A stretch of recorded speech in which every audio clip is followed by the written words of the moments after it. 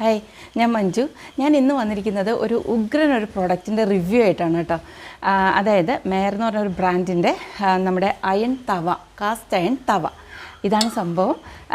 ഞാൻ ഈ ഒരു പ്രൊഡക്റ്റ് വാങ്ങിയിട്ട് ഒരു 6 months കൂടുതലായി. ഒരു അൺബോക്സിങ് വീഡിയോ ചെയ്യുന്നതിനേക്കാളും കുറച്ച് നാൾ യൂസ് ചെയ്തിട്ട് എൻ്റെ ഒരു എക്സ്പീരിയൻസ് നിങ്ങളോട്ട് ഷെയർ ചെയ്യുന്നതായിരിക്കും നിങ്ങൾക്ക് കൂടുതൽ ഹെൽപ്ഫുൾ എന്ന് വിചാരിച്ചാണ് ഞാൻ ഇത്ര നാൾ വെയിറ്റ് ചെയ്തത്. എനിക്ക് ഈ ഒരു പ്രോഡക്റ്റ് വളരെയധികം ഇഷ്ടപ്പെട്ടതുകൊണ്ടും യൂസ്ഫുൾ ആണെന്ന് തോന്നിയതുകൊണ്ടുമാണ് ഞാനിത് നിങ്ങളോട് ഷെയർ ചെയ്യുന്നത്. ഓക്കെ, ഒരു ഹെൽത്തി ലൈഫ് സ്റ്റൈൽ ഫോളോ ചെയ്യുന്ന എല്ലാവരും ഹെൽത്തി ഫുഡിനൊപ്പം തന്നെ അതിനോടൊപ്പം തന്നെ ശ്രദ്ധിക്കേണ്ട ഒരു കാര്യമാണ് അത് ഫുഡ് കുക്ക് ചെയ്യുന്ന നമ്മുടെ കുക്ക് വെയർസ്. അത് ഹെൽത്തി ആയിരിക്കണം അല്ലേ എപ്പോഴും. ഞാൻ കുറച്ച് നാൾക്ക് മുന്നേ ഒരു വീഡിയോ ചെയ്തിരുന്നു.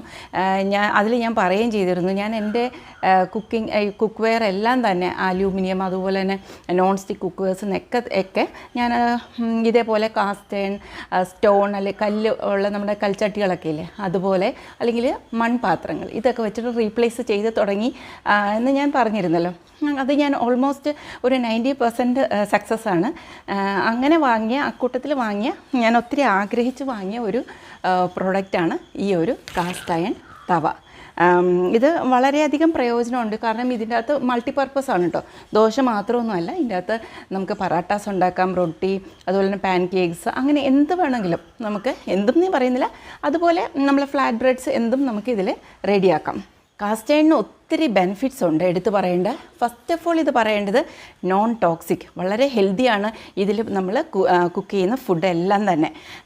അതായത് ഇതിൻ്റെ അകത്ത് ഒരു കോട്ടിങ്ങോ ഇനാമൽ കോട്ടിങ്സോ ഒന്നും തന്നെ ഇല്ല.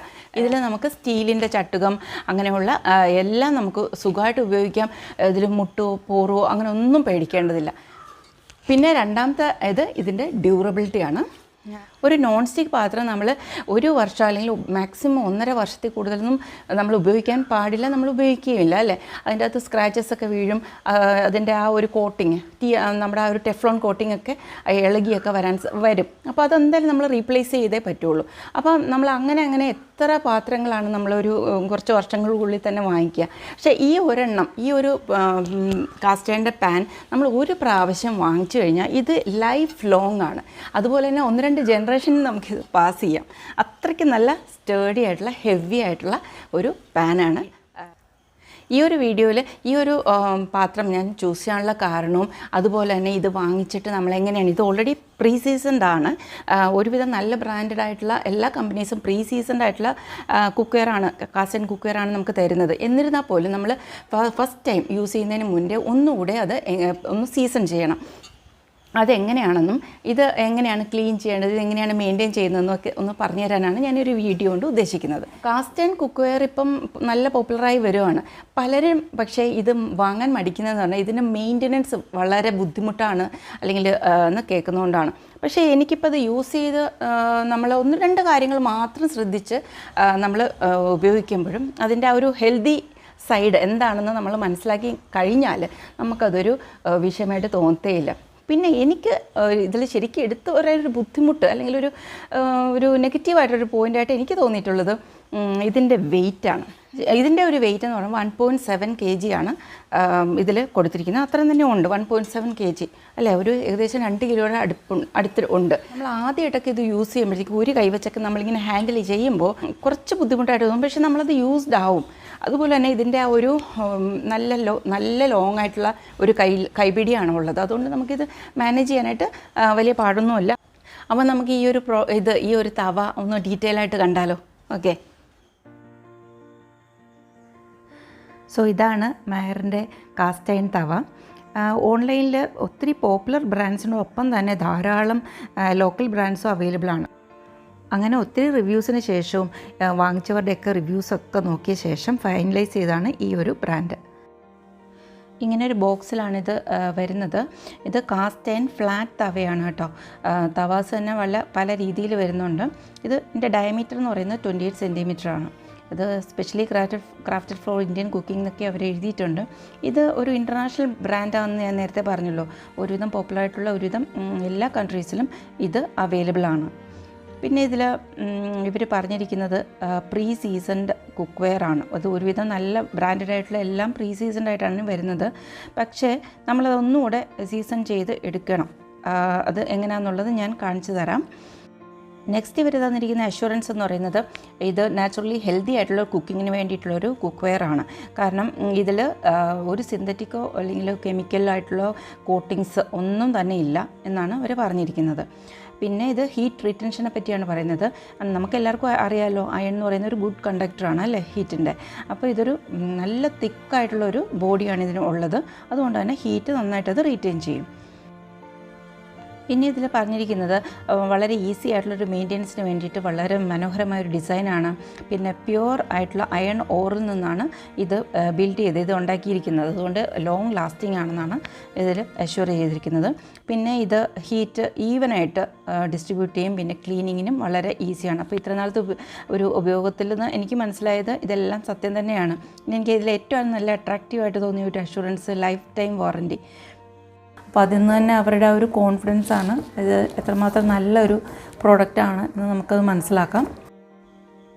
ഈ ഒരു തവയുടെ ക്ലോസർ വ്യൂവിൽ നിങ്ങൾക്ക് മനസ്സിലാവും അല്ലേ, ഇത് വളരെ ബ്യൂട്ടിഫുള്ളാണ്. അതോടൊപ്പം തന്നെ ഇതിനൊരു നോൺ സ്റ്റിക്കി സർഫസ് അല്ല കേട്ടോ, വളരെ നല്ലൊരു റഫ് ഒരു മാറ്റ് ഫിനിഷുള്ള ഒരു സർഫസാണ്.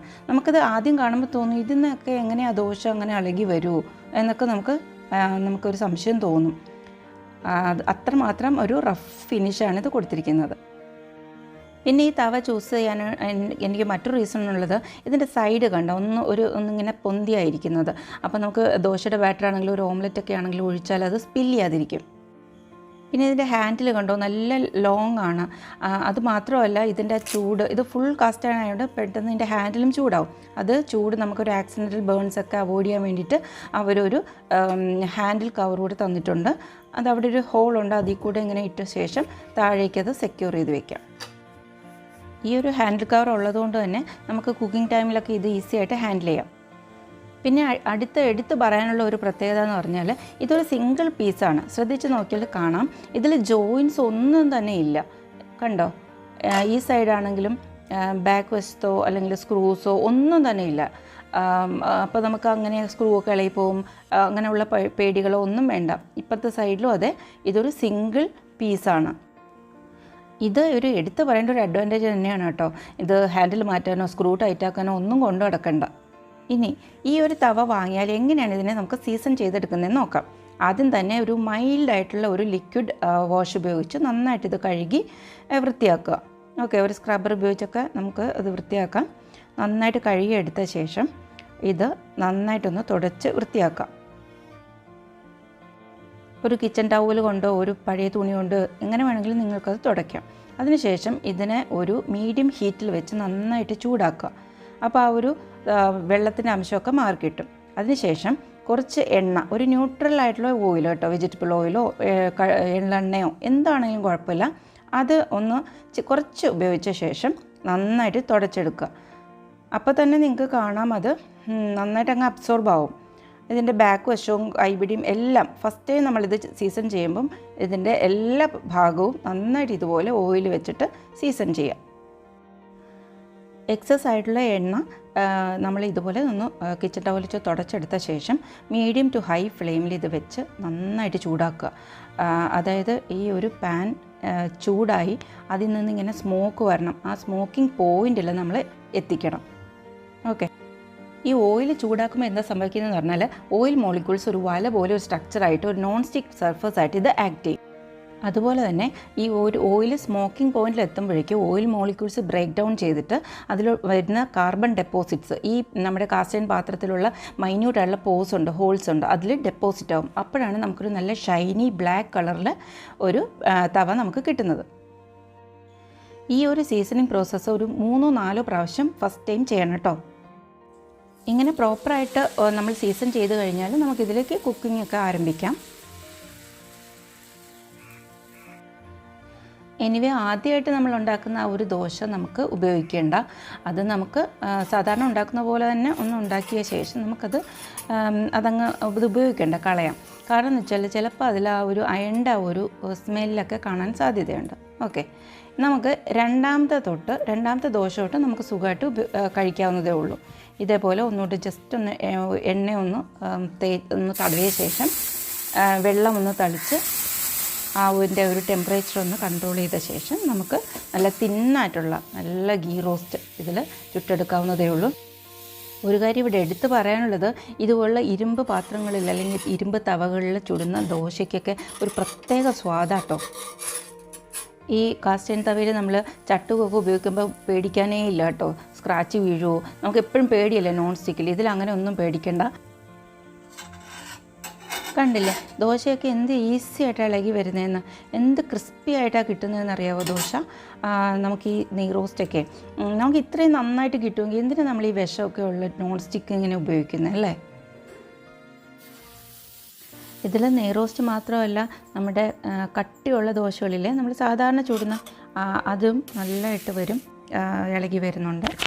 അതേപോലെ തന്നെ നമുക്ക് ഊത്തപ്പം പോലുള്ള സംഭവങ്ങൾ വെജിറ്റബിൾസും ഒക്കെ ഇട്ട് നമ്മൾ ചെയ്യില്ലേ, നമ്മുടെ ഇഡ്ഡലി പൊടിയൊക്കെ ഇങ്ങനെ ഇട്ട് അങ്ങനെയുള്ള ദോശകളും എല്ലാം നല്ല ഈസി ആയിട്ട് ഇതൊന്നായി വരുമ്പോൾ തന്നെ ഇതിൻ്റെ സൈഡിൽ നിന്ന് ഇങ്ങനെ പൊന്തി വരും ചെറുതായിട്ട്. അവിടെ നിന്ന് നമുക്ക് ചട്ടുക വെച്ചിട്ട് നന്നായിട്ട് അത് മറിച്ചും തിരിച്ചും ഒക്കെ ഇടാവുന്നതേ ഉള്ളൂ. നല്ല ടേസ്റ്റി ആയിട്ടുള്ള ദോശകൾ നമുക്ക് കിട്ടും. ഇതിൽ ദോശ വെറൈറ്റീസ് മാത്രമല്ല, നമുക്ക് പറാട്ടാസ്, റൊട്ടി ഇതെല്ലാം തയ്യാറാക്കാം. കാരണം ഇതിൽ നല്ല ഹീറ്റ് റീറ്റൻഷൻ ഉള്ളതുകൊണ്ട് തന്നെ ഇത് പറാട്ടാസൊക്കെ ഉണ്ടാക്കുമ്പോൾ ഭയങ്കര നല്ല സൂപ്പറായിട്ട് വരുന്നുണ്ട്. ഒരു നല്ല ഗോൾഡൻ മാർക്സൊക്കെ ഇങ്ങനെ വന്നിട്ട് നമ്മൾ റെസ്റ്റോറൻറ്റിലൊക്കെ വാങ്ങിക്കുന്ന പോലെ തന്നെ നല്ല പറാട്ടാസ് ഇതിൽ തയ്യാറാക്കിയെടുക്കാം. ഇനി ഇതിൻ്റെ ക്ലീനിങ് നമുക്ക് നോക്കാം. നമ്മൾ യൂസ് ചെയ്ത് കുക്ക് ചെയ്ത് കഴിഞ്ഞാൽ ഇതിൽ അധികം അവശിഷ്ടങ്ങളോ അല്ലെങ്കിൽ ഫുഡിൻ്റെ ബാക്കിയും ഒന്നും പറ്റിപ്പിടിച്ചൊന്നും ഇരിക്കുന്നില്ലെങ്കിൽ നമുക്ക് അതേ ചൂടോടെ തന്നെ കുറച്ച് എണ്ണ ഇതേപോലെ ഒഴിച്ച് അത് നന്നായിട്ട് തുടച്ചെടുത്താൽ മതി. എപ്പോഴും ഇത് കഴുകണമെന്ന് പോലും ഇല്ല.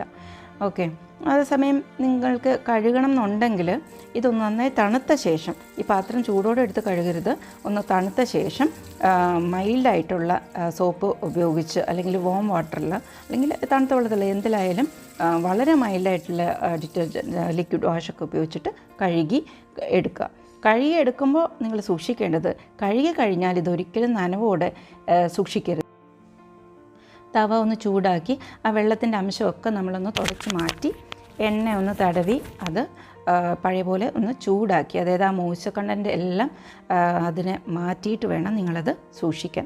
ഇത് മാത്രമാണ് ഇതിൻ്റെ മെയിൻ്റനൻസിൽ നിങ്ങൾ ശ്രദ്ധിക്കേണ്ടത്. ഒരിക്കലും കാസ്റ്റ് അയൺ തവയോ അല്ലെങ്കിൽ സാധാരണ അയൺ പാത്രങ്ങളാണെങ്കിലും നനവോടെ നമ്മൾ ഒരിക്കലും സൂക്ഷിക്കരുത്. ഓക്കെ, ഈ കാസ്റ്റ് അയൺ തവയുടെ മറ്റൊരു പ്രത്യേകത ഞാൻ പറയാൻ വിട്ടുപോയത്, ഇത് ഗ്യാസ് സ്റ്റോപ്പിൽ അതേപോലെ തന്നെ ഇൻഡക്ഷൻ കുക്കറിൽ നമ്മുടെ വിറകടുപ്പ് അല്ലെങ്കിൽ ഈവൻ അവൻ പോലുള്ള ഏതിൽ വേണമെങ്കിലും നമുക്ക് ഇത് ഉപയോഗിക്കാം. Except microwave. അത് മെറ്റലായതുകൊണ്ട് തന്നെ നമുക്ക് എല്ലാവർക്കും അറിയാമല്ലോ, അത് മൈക്രോവേവിൽ മാത്രം ഉപയോഗിക്കാൻ പാടില്ല.